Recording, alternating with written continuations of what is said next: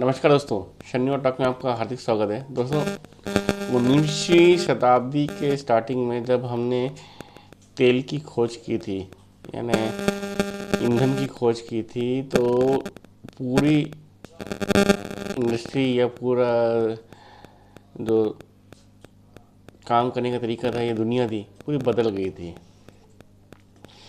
उसमें बहुत जिक्र का काम था, बहुत पैसे लगते थे और वो हर जगह अवेलेबल नहीं थी। अभी जो नया ज़माना आया है इतने में, वो आया है डेटा का। हर चीज़ डेटा बेस्ड हो गई है और दुनिया का जो डेटा का कंजम्पशन है वो भारत में सबसे ज़्यादा है। और जो डेटा जनरेट भी हो रहा है वो दुनिया में भारत से ज़्यादा कहीं नहीं है। बोलने के लिए अमेरिका सबसे बड़ा दुनिया का मार्केट है, बट डेटा कंजम्पशन और डेटा जनरेशन के मामले में वो हमारे बराबरी भी नहीं आता। इवन जो हमसे ज़्यादा पॉपुलेटेड है वो है चाइना, वहाँ पे भी नहीं है। उनका तो हर काम निराला है, पता ही नहीं चलता उनके देश में हो क्या रहा है और वो बताते क्या हैं। यानी डिफरेंस बहुत ज़्यादा होता है, समझ में नहीं आता। पर ठीक है, चलो छोड़ देते हैं उसको। पर उससे भी ज़्यादा जो मैटर आ रहा है कि डेटा बन रहा है और डेटा का कंजम्पशन भी ज़्यादा है, तो उसके लिए डेटा सेंटर्स की आवश्यकता थी। तो आप स्लोली स्लोली स्लोली करते करते अब हम दुनिया के सबसे बड़े डेटा सेंटर बनते जा रहे हैं। कभी रिलायंस के तरफ से घोषणा होती है कि वो साल डेढ़ साल में इतना इतना बड़ा डेटा सेंटर बना देंगे कि हम 100 मेगावाट का डेटा सेंटर बनाएंगे। तो कभी अडानी बोलते हैं 250 मेगावाट का बनाएंगे। अभी कल परसों में ब्लैकस्टोन ने किया है कि वो 500 मेगावाट का डेटा सेंटर बनाएंगे। इसके साथ बाकी और कंपनियाँ, ये तो 3 बड़े नाम बता दिए मैंने, इसके साथ और भी कंपनियाँ हैं भारत में जो डेटा सेंटर बना रही हैं। और almost in a short spawn of time of year और 2 ऑलरेडी हम लोग एक बड़ा डेटा सेंटर बने हैं। और जो 2-3 से साल में जो डेटा सेंटर बन जाएंगे वो दुनिया में लोग जो इमेजिन कर रहे हैं उससे ज़्यादा हो जाएगा। ये ऑन अब जापानीज़ कंपनियां भी हमारे देश में आके डेटा सेंटर बनाना शुरू कर रही हैं। और इसमें सबसे अच्छी बात यह है कि ग्रीन एनर्जी का कंजम्पशन बढ़ाने की कोशिश हो रही है, या ग्रीन एनर्जी पे ये डेटा सेंटर चलाए जाएंगे।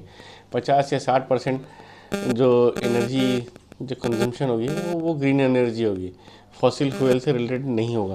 तो एक अप्रोच जो है वो बैलेंस्ड है, स्केल भी है, और उससे कंज्यूमर तो हैं ही हैं भारत में डेटा के।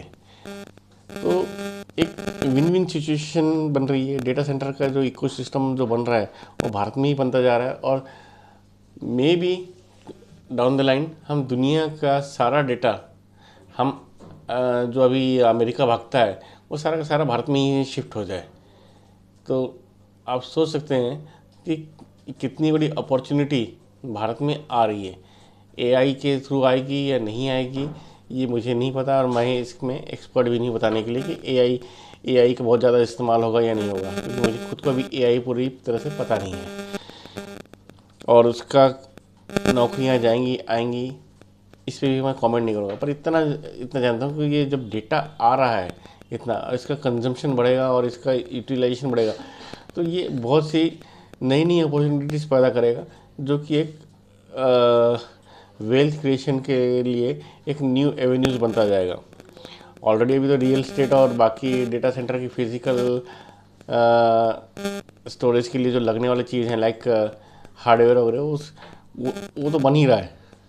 बट जब एक्चुअल डेटा स्टोर होगा, उसकी अपकीपिंग और उसका यूटिलाइजेशन, तो वो एक ऑल टुगेदर अलग ही तरह के सेगमेंट को खड़ा करेगा। और वो जो वेल्थ क्रिएट करेगा वो भारत में उसका स्केल ही अलग होगा। और वैसे भी हम नॉलेज पॉइंट ऑफ व्यू बात करें तो भारत में हमारी अपनी एंशियंट सिविलाइजेशन की वजह से बहुत ज़बरदस्त नॉलेज हमारे पास है ही। अब उस नॉलेज का इस्तेमाल करके और इन डेटा सेंटर का मिक्स करके आप सोचिए हम कितनी बड़ी अपॉर्चुनिटी क्रिएट करेंगे और इससे कितना वेल्थ क्रिएट करेंगे। अभी शुरुआत है और बढ़ेगा। तो आप और हम जब इसका जब एक्चुअल कंजम्पशन पूरी तरह से करना शुरू करेंगे और इसका स्केल के जो है इकोनॉमी ऑफ स्केल जो बोलते हैं, या इसका अंतिम